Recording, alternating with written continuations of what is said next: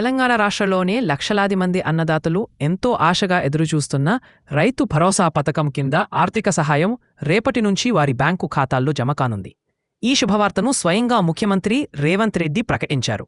నేడు హైదరాబాద్లోని రాజేంద్రనగర్లో నిర్వహించిన రైతు నేస్తం కార్యక్రమంలో భాగంగా సీఎం రేవంత్ రెడ్డి రైతు భరోసా నిధులను విడుదల చేయగా, విడతలవారీగా ఈ నిధులు రైతుల ఖాతాల్లో జమ కానున్నాయి. నేడు ఎకరంలోపు భూమి ఉన్న రైతుల ఖాతాల్లో డబ్బుల జమ అయ్యాయి.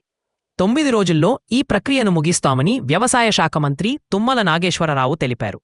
ఎకరాలకో సంబంధం లేకుండా అర్హులైన రైతుల ఖాతాల్లో ఈ నిధులు జమ చేస్తామని పేర్కొన్నారు. రైతు భరోసా పథకమనేది తెలంగాణ రైతన్నలకు పంట పెట్టుబడి కోసం అందించే సమగ్ర ఆర్థిక సహాయ కార్యక్రమం. గతంలో ఉన్న రైతు బంధు పథకం స్థానంలో కాంగ్రెస్ ప్రభుత్వం ఈ నూతన కార్యక్రమాన్ని ప్రవేశపెట్టింది. ఈ పథకం కింద అర్హులైన రైతులందరికీ ఏడాదికి ఎకరానికి 12,000 చొప్పున ఆర్థిక సహాయం అందించబడుతుంది. ఈ మొత్తాన్ని ఖరీఫ్, వానకాలం, రబీ, యాసంగి సీజన్లకుగాను ఒక్కో విడతలో 6,000 చొప్పున పంపిణీ చేస్తారు.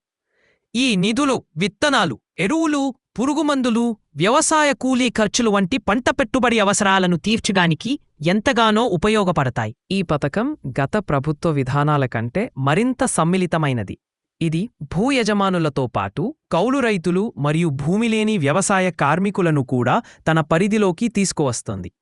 ధరణి పోర్టల్లో నమోడైన భూమి కలిగిన పట్టదారులు, అటవీ హక్కుల గుర్తింపు ROFR పట్టదారులు కూడా రైతు భరోసాకు అర్హులు. పారదర్శకతను పెంచే లక్ష్యంతో నిధులను నేరుగా రైతుల బ్యాంక్ ఖాతాల్లో జమ చేస్తారు. గత కొన్ని నెలలుగా రైతు భరోసా నిధుల విడుదలపై రైతన్నల్లో కొంత ఉత్కంఠ నెలకొంది. అయితే నూతన ప్రభుత్వం ఆర్థిక పరిస్థితులను సమీక్షించి ఇచ్చిన హామీని నిలబెట్టుకుంటూ ఇప్పుడు నిధులను విడుదల చేయాలని నిర్ణయించింది. రాష్ట్ర వ్యవసాయ శాఖ ఉన్నతాధికారులు నిధుల పంపిణీ ప్రక్రియను వేగవంతం చేశారు. తద్వారా వానకాలం సాగు ప్రారంభానికి ముందే రైతన్నలకు పెట్టుబడి అందుబాటులోకి వస్తుంది. ప్రభుత్వం తీసుకున్న ఈ నిర్ణయంపై రైతులు హర్షం వ్యక్తం చేస్తున్నారు.